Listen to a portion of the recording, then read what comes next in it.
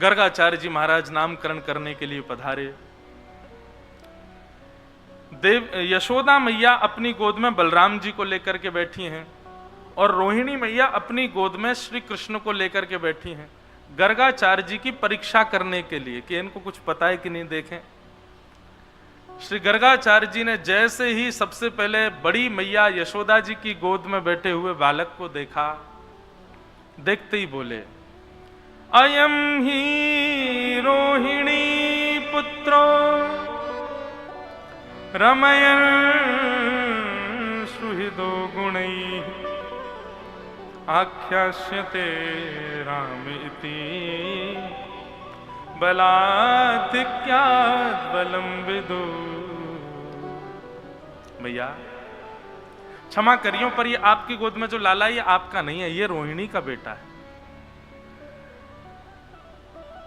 इस बालक का नाम मैं राम रखता हूं, पर क्योंकि ये अपने कुल का संवर्धन करेगा इसलिए लोग इसको राम कहकर के पुकारेंगे, पर बल की अधिकता होने के कारण इसका नाम बलराम होगा। और भी कई नाम संकर्षण आदि, बलभद्र आदि इसके होंगे, पर मूल नाम इनका राम होगा। यशोदा मैया की गोद में बैठे हुए ठाकुर जी को जैसे ही गर्गाचार्य जी ने देखा, वर्णन आता है श्री गर्गाचार्य जी की समाधि लग गई। क्यों? श्री गर्गाचार्य जी देखते ही जान गए कि ये तो साक्षात परब्रह्म है, और ये वही परब्रह्म है जिनका मैं नित्य ध्यान करता हूं। शंख चक्र गदा पद्मधारी श्रीमन नारायण यज्ञ भोक्ता त्रिलोकी नाथ। जैसे ये विचार करके गर्गाचार्य जी के नेत्रों में अश्रु आ गए, बस हाथ कंपायमान होने लगे, प्रणाम करना चाहते थे, कहना चाहते थे, मैया तुम्हारी गोद में जो ये बालक है ये कोई बालक नहीं है, तो साक्षात परमात्मा है। पर तुरंत ही ठाकुर जी ने अपने दृष्टि से गर्गाचार्य जी को देखा, उनको स्तब्ध कर दिया। थोड़ी देर की उनकी समाधि लगी, मानो ठाकुर जी उनके चित्त में जाकर के गर्गाचार्य जी को समझा रहे हैं, हे गर्गाचार्य जी, मैं प्रेम पावे के काजे या ब्रजमंडल में आया हूं। यशोदा मैया सब गोपी ब्रजवासी ये मुंह से यामारे प्रेम करें, क्योंकि ये मुंह को अपनो लाला माने। कहीं इनको मेरी प्रभुता के बारे में पता चल गई कि मैं प्रभु हूं, मैं ईश्वर हूं, तो ये सब सहज प्रेम नहीं करेंगे, मुंह को ईश्वर मान करके भजनों शुरू कर देंगे। मेरी आपसे प्रार्थना है, मैं इनके प्रेम को लेवे के काजे आया हूं, आप कृपा कर मैया को बताइयो मत कि मैं परमात्मा। बंधु, प्रेम में अपने ईश्वरत्व को, अपने प्रभुत्व को छुपाया जाता है। जिस प्रेम में केवल और केवल अपनी योग्यताएं ही प्रकट की जाती हूं, वो प्रेम नहीं हो सकता, वो स्वार्थ है। कोई व्यक्ति अपनी योग्यता इसलिए दिखा रहा है ताकि उसकी योग्यता पर तुम रीझ हो, पर प्रेम में योग्यता और प्रभुता का दर्शन नहीं कराया जाता। प्रेम में तो अपने प्रभुत्व को और ज्यादा छुपाया जाता है। ब्रजवासियों से जो प्रेम है ना ठाकुर जी का, ऐसा प्रेम किसी से नहीं है। क्यों? क्योंकि यहां ठाकुर जी को किसी ने प्रभु माना ही नहीं। आज भी बरसाने चले जाओ, ब्रजवासी तो पूछो ऊपर कौन विराज रही है, बोले हमारी लाडली जू विराज रही है। कोई ये नहीं कहेगा राधा रानी विराज रही है। बाहर के लोग बोलते हैं राधा रानी, और सही पूछो ब्रजवासी राधा रानी बोलते ही नहीं है। ब्रजवासी श्यामाजू बोलेंगे, ब्रजवासी लाडली बोलेंगे। कभी कोई ब्रजवासी बोले कोई नहीं, कोई हम बार कोई पागल सो बोल दे राधा रमन, राधा वल्लभ बिहारी जी, नहीं तो मूल ब्रजवासी तो यही कहेगो अपने लाला को दर्शन करवे जा रहे हैं, अपने लाला की सुध लेवे जा रहे हैं, अपने लालन जी को निहारवे जा रहे हैं। वो कभी उनको प्रभु मानते ही नहीं है। इसीलिए ठाकुर जी को यहां बहुत प्रेम है। और इसमें भी दो बात होती है। संसार के कई लोग हैं, वो आपको, आपके प्रभुत्व को अस्वीकार केवल इसलिए करते हैं ताकि हम दूसरों को दिखा सके, देखो ये इतना श्रेष्ठ है लेकिन मैं तो इसको ऐसे रखता हूं। ऐसा नहीं, ये गलत है। दूसरों को दिखाने के लिए किसी के प्रभुत्व को स्वीकार ना करना ये उचित नहीं है। वास्तविकता में जब प्रेम होता है तब प्रभुत्व स्वीकार नहीं होता। दिखावे के लिए किसी के प्रभुत्व को अस्वीकार करना यह संसार का नियम है।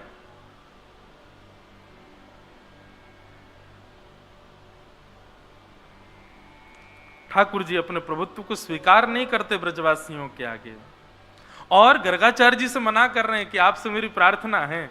पर ब्रह्म हाथ जोड़ के कह रहे हैं कि मैया को मत बताइयो मैं लाला हूं, नहीं तो अबे तो मोको माखन खवावे, अपनी गोद में सुलावे, अपने संग में लेके जावे, और या को पतो चल गई मैं भगवान हूं तो मैं पुजारी को दियावेगी गोकुल में, और माँ जाके यूं कहेगी भगवान ने भैया जाए मंदिर में रखो, दिन रात या की आरती पूजा करो, सेवा करो। मैं तो प्रेम पावे आया हूं, मैया को मत बताइए। इसलिए श्री गर्गाचार्य जी महाराज समाधिस्थ हो गए, और समाधि जब टूटी तो प्रणाम करते हुए बोले मैया आपकी गोद में जो ये बालक बैठा है ना, ये नारायण समो गुणी है, ये नारायण के समान गुण वाला है।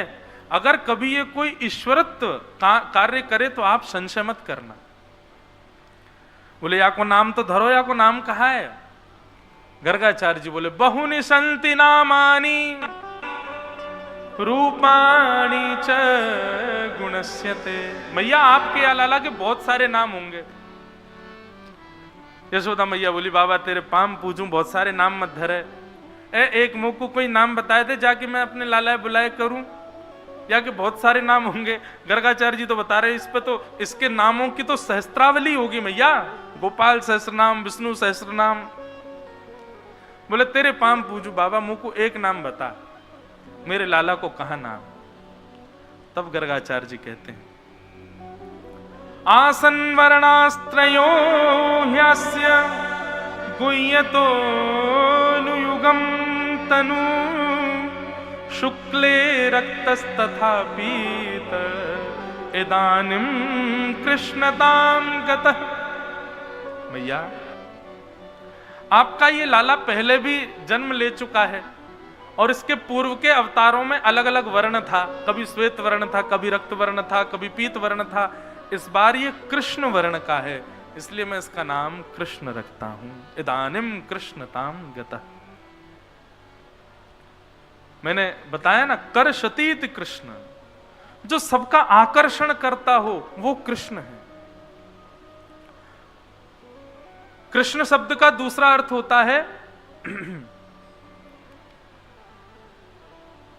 काला। काला नहीं, थोड़ा गहरा रंग हो। अच्छा, गहरे रंग की खासियत होती है दूर से देखो तो काला ही दिखेगा, लेकिन समीप जाओ तो जैसे जैसे समीप जाओ, अब गहरा हरा रंग हो दूर से देखो तो काला दिखेगा, गहरा नीला रंग हो दूर से देखो काला दिखेगा। अगर आपको बिहारी जी काले दिख रहे हैं, राधा रमन जी काले दिखते हैं, राधा वल्लभ जी काले दिखते हैं, तो या को मतलब है दृष्टि अभी दूर है, भक्ति में अभी आपके में दूरी है। यही मारे आपको ठाकुर जी काले दिख रहे हैं, वो काले नहीं है। तो बोले उनको वर्ण कौन सा है? बोले कृष्ण वर्ण है। बोले वो कैसा है? बोले वो तो तभी दिखेगा जब दृष्टि कार्य ते नेक और भक्ति बढ़ेगी, तब कार्य ते ठाकुर जी कछु अलग दिखेंगे, तब पता चलेगी वास्तविक रंग कौन सा है इनको। ये भी एक सूत्र है कि जब तक श्याम सुंदर काले दिख रहे हैं तब तक समझो कि अभी भक्ति सूक्ष्म ही है। वो काले नहीं है, वो कृष्ण है। और कृष्ण वर्ण ना ही सांवला होता है, ना ही काला होता है, ना ही नीला होता है, ये कुछ अलग ही होता है, कुछ विलग ही होता है। कैसा वर्ण है जिसको देखते ही आकर्षण हो जाता है। किसी गहरे कॉम्प्लेक्शन वाले व्यक्ति से कभी आकर्षण होता है क्या? नहीं होता। हम मानवों का तो कभी नहीं होता। श्री कृष्ण से कैसे हो सकता है? क्योंकि उनका वर्ण काला नहीं है, कृष्ण वर्ण है। और वो कृष्ण वर्ण कैसा है उसी के लिए तो प्रयास कर रहे हैं कि वो दिखे, वो है कैसा। भगवान का नाम कृष्ण रखा गया। अब तो जैसे ही ठाकुर जी को नामकरण है गए और लाल जी नेक और बड़े हेन लगे। अब तो जैसे जैसे नेक और भय, ठाकुर जी चलनो भी सीख रहे हैं, दहली पार करनो भी सीख रहे हैं। बड़ी लीलाएं ठाकुर जी की, इतनी सारी लीलाएं हैं, कभी मन करे कितनों विस्तार से कहें ठाकुर जी की।